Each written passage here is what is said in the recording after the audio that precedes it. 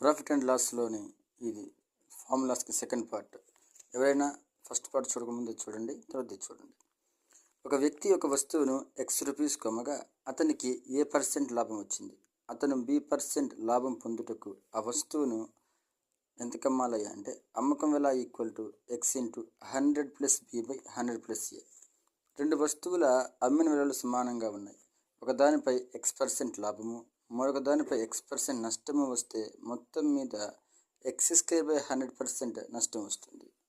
X వస్తువుల కొన్న వెల Y వస్తువుల అమ్మిన వెలకు సమానం.